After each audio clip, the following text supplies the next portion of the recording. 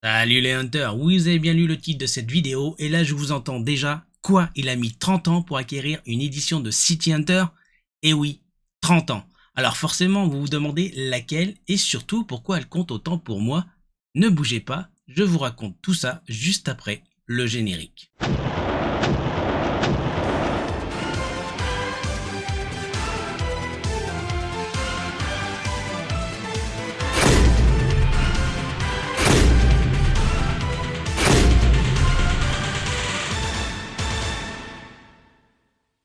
Avant de vous dire pourquoi et quelle édition de City Hunter compte autant pour moi, on va faire un petit saut dans le temps, retour en arrière, direction 1996. On est en 1996, j'ai tout juste 16 ans.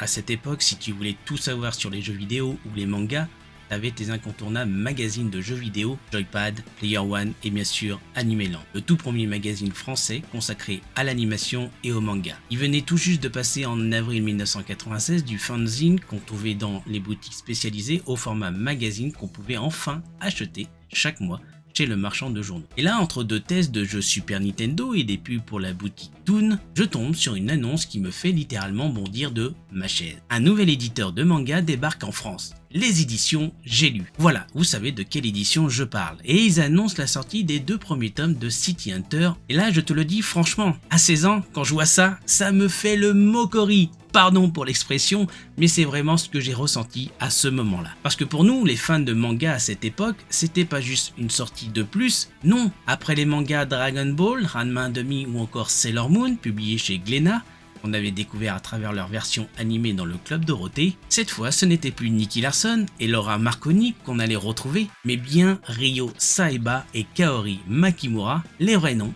les vrais personnages tels qu'ils existaient au Japon. Et ça, pour nous les Hunters à l'époque, c'était énorme. Comme je l'ai déjà raconté dans une autre vidéo, la seule fois où on avait pu lire un chapitre de City Hunter en France, c'était en 1992 dans une édition pirate publiée par le Dorothée Magazine. Un petit livret de 64 pages qui racontait la toute première rencontre entre Kaori et Ryo. Autant te dire qu'à l'époque, les Hunters, c'était un trésor pour les fans de découvrir le dessin de Tsukasa Hojo. J'ai d'ailleurs toujours en ma possession ce livret. Toujours en 1996, au mois de janvier, c'est aussi le grand retour du duo mythique au Japon avec le téléfilm Service Secret qui marque le retour de City Hunter en animation depuis la fin de la série City Hunter 91. D'après le magazine Animeland d'avril 1996, c'est à la suite d'un énorme flux de courriers envoyés à la Shueisha que l'éditeur a finalement décidé de produire une nouvelle histoire animée de Ryo et Kaori. Et petit détail sympa, la jaquette VHS de ce téléfilm sera illustrée par Tsukasa Hojo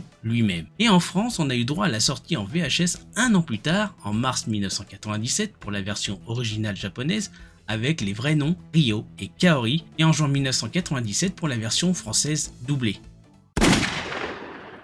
Alors pourquoi cette première édition du manga City Hunter par J'ai lu me tient autant à cœur? C'est vrai, elle a plein de défauts. Le travail sur les planches laisse parfois à désirer, les textes superposés sur les onomatopées et surtout ces fameuses cases numérotées, un vrai casse-tête à la lecture. Mais malgré tout ça, il y a quelque chose de spécial, parce que cette édition, elle a aussi ses grands points positifs.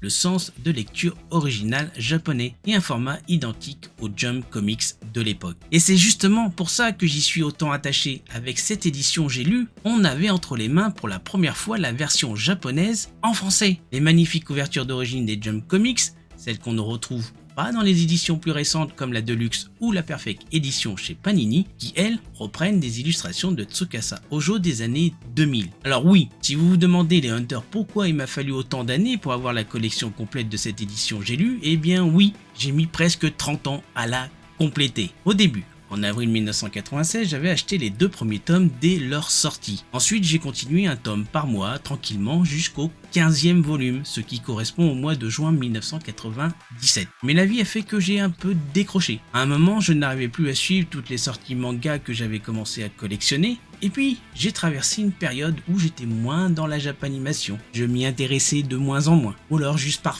petites phases de temps en temps. Et en parallèle de la sortie de l'édition de luxe de City Hunter chez Panini en 2010, j'ai commencé à fouiller les sites de vente eBay, Price Minister, qui deviendra plus tard Rakuten, dans l'espoir de compléter petit à petit mon édition J'ai lu. Et croyez-moi les Hunters, ça m'a pris des années mais il y a moins de 2 ans, grâce à Vinted, j'ai enfin pu terminer l'intégrale de City Hunter version J'ai lu. Une vraie petite victoire de collectionneur, oui, 30 ans. Et si cette édition française me tient autant à cœur, c'est parce qu'elle possède quelque chose d'unique. Quelque chose qu'on ne retrouve plus du tout dans les éditions sorties depuis. D'abord, bien sûr, il y a la nostalgie de mon adolescence de découvrir le vrai City Hunter.